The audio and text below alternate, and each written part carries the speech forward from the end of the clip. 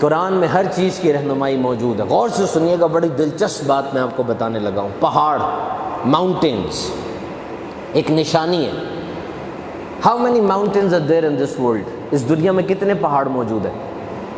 According to the mountain geology there are almost 10,809 پہاڑ دنیا میں موجود ہیں.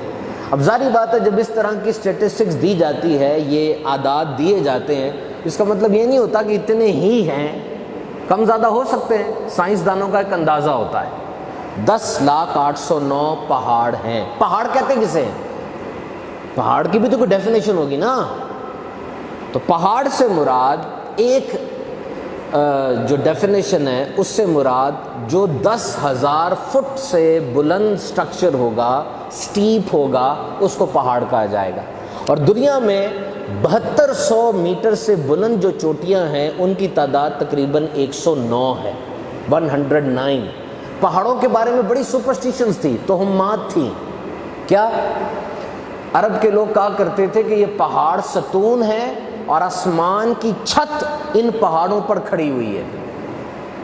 ایک کلچر میں نے پڑھا، اس کے مطابق 8 پہاڑ ہیں جن پر پورا آسمان کھڑا ہے. یہی پہاڑ جنت کو جانے والی سیڑھیاں ہیں. ان کا عقیدہ تھا جو غلط ہے. All these beliefs were wrong. قرآن مجید نے پہاڑوں کی اس حقیقت کے بارے میں بیان فرمایا. قرآن مجید کی آیت کا مفہوم ہے، کیا ہم نے زمین کو بچھونا نہ بنایا اور پہاڑ کو میخیں؟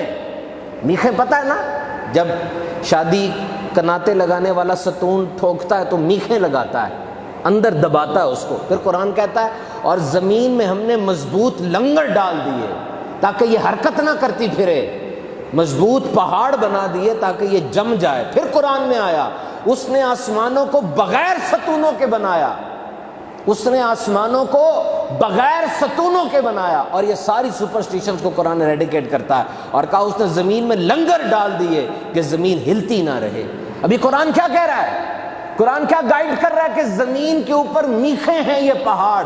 میرے سامنے geochemist New York Cornell university کی ریسرچ کھلی ہوئی ہے. اس کے مطابق ہر پہاڑ کی ایک جڑ ہوتی ہے. دنیا کا سب سے بڑا پہاڑ ماؤنٹ ایورسٹ ہے، جس کی لمبائی 8,848 میٹر ہے، اور اس کی جڑ یعنی ماؤنٹ ایورسٹ کی جڑ وہ 5.6 اس سے 5.6 لمبی جڑ اس کی زمین کے نیچے ہے. اوپر کتنا اونچا ہے اور اس سے نیچے اس کی جڑ موجود ہے. اور اس پہاڑ نے زمین کو مضبوطی دی ہوئی ہے. نیو یارک کارنل یونیورسٹی کے مطابق اگر یہ ماؤنٹینز نہ ہوتی، ہماری زمین فلائنگ ہسک ہوتی، چھلکے کی طرح اڑ رہی ہوتی یہ زمین. اس کے اندر کوئی مضبوطی نہ ہوتی.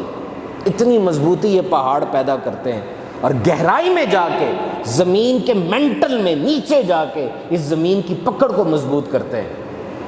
اتنے ضروری ہیں پہاڑ. اب مجھے بتاؤ، قرآن نے 1400 سال پہلے کیا گائیڈ کیا؟ کہ یہ پہاڑ میخیں ہیں، اور سائنس آ جا کے اس کو پروف کر رہی ہے. ایک ایک چیز کا بیان. یہ پہاڑ نا کیلشیم ڈپازٹ ہوتا ہے بہت زیادہ. یہ کیلشیم جب ہوا میں موجود کاربن ڈائی آکسائڈ سے ملتا ہے، لائم سٹون کریٹ ہوتا ہے، جو کہ ایٹماسفیئر ہماری آب و ہوا کو بھی اچھا رکھتا ہے. اور یہ جو اوشنز ہوتے ہیں، بڑے بڑے سمندر ہوتے ہیں، ان کی پرپوشن کو بھی بہتر کرتا ہے.